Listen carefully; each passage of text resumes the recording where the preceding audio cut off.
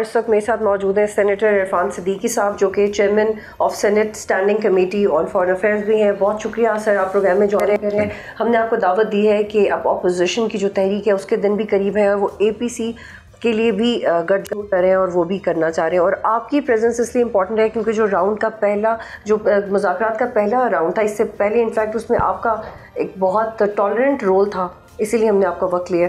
तो गुफ्तगू का आगाज़ करते हैं। सर, अली अमीन गंडापुर ने कल एक स्टेटमेंट दिया, उसने कहा है कि तालिबान गुड तालिबान की कोई गुंजाइश नहीं है। उन्होंने काफ़ी सख्त ज़बान इस्तेमाल की। डू यू बिलीव कि वफाक और खैबर पख्तूनख्वा के खिलाफ के अंदर ये एक मुखालिफत होगी और ये एस्केलेट करेगी सिचुएशन? बहुत शुक्रिया आपका।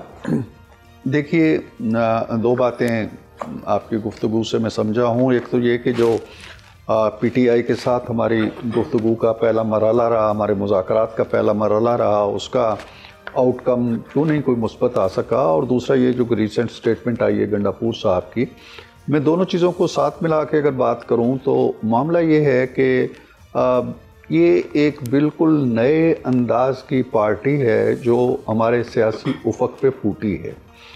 इससे पहले मेरी तवील उम्र है और मैंने अपनी ज़िंदगी में अयूब खान से लेके बाद की सारी जमातों को देखा है, तहरीकों को देखा है, पॉलिटिकल पार्टीज़ को देखा है, लीडरशिप को देखा है, बनती टूटती हुकूमतों को देखा है।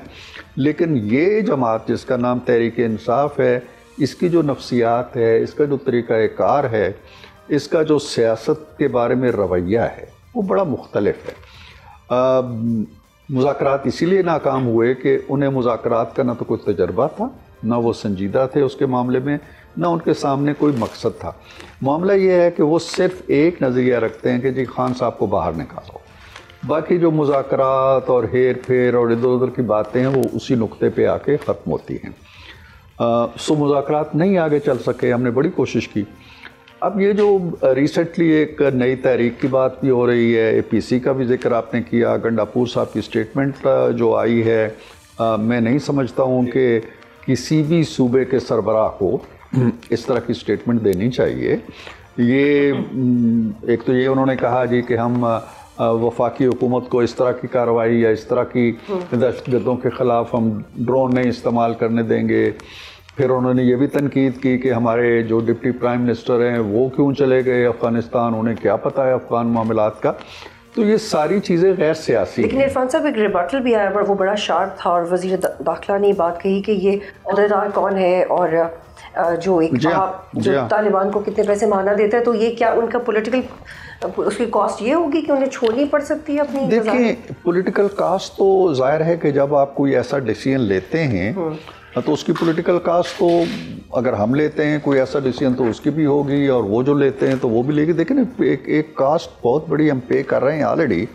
जब इमरान खान साहब के दौर में, उनकी हुकूमत के दौर में अराउंड 40,000 तालिबान को अफ़गानिस्तान से ला के बसाया गया, उनके अहलो अयाल को। उनमें मिलिटेंट्स भी थे, उनमें दहशतगर्द भी थे, वो आके यहाँ सेटल हुए बाकायदा एक सरकारी इंतज़ाम के तहत, सरकारी मंजूरी के तहत। उस वक्त भी तनकीद हुई। अब वो लोग अक्सर बेशतर यहाँ हैं, उनको हम भेजने की बात भी करते हैं, कभी रजिस्ट्रेशन की बात होती है, बट मोस्टली यहाँ पे रच बस गए हैं और उन्हें यहाँ से अब निकालना बड़ा मुश्किल है। लेकिन सर, ये तो पॉलिटिकल कॉस्ट हम भुगत चुके हैं। लेकिन क्या नकवी की ट्वीट के बाद क्या गंडापुर की पोजीशन कमज़ोर हो सकती है? क्या वो वज़ारत आला छोड़ सकते हैं? नकवी साहब ने तो एक स्टेटेड पोजीशन जो रियासत की होनी चाहिए वो बयान की है कि रियासत जो है वो जहाँ भी और जिस अंदाज का भी दहशतगर्दों के ख़िलाफ़ कार्रवाई करना चाहेगी वो करेगी।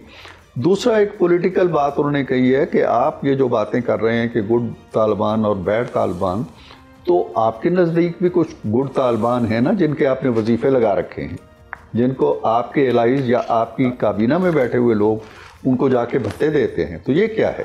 तो उस तजाद की तरफ पॉलिटिकली उन्होंने इशारा किया है। लेकिन कुंडी साहब, sorry to cut you Irfan साहब, कुंडी साहब ये कहते हैं हाँ ये तो नंबर गेम्स पूरी, एक बंदा हमें चाहिए, उनको वैसे ही हटा सकते हैं। तो इस सूरत हाल में कैसे कंटिन्यू करेंगे वो बतौर वज़ीर आला? मैं ज़ाती तौर पे बताऊं कि PMLN कभी इस चीज़ में ज़्यादा इंटरेस्टेड नहीं रही है कि हम उस हुकूमत को डिसलॉज करें। हमारी इससे कुछ ज़्यादा दिलचस्पी नहीं है। हम तो भीसियों चीज़ों के नाम। ये बहुत तनकीद हुई थी जब सवाल के फ्लड्स हुए। बहुत सब्सक्राइब करें और बेल दबाएं ताकि कोई खबर रह न जाए।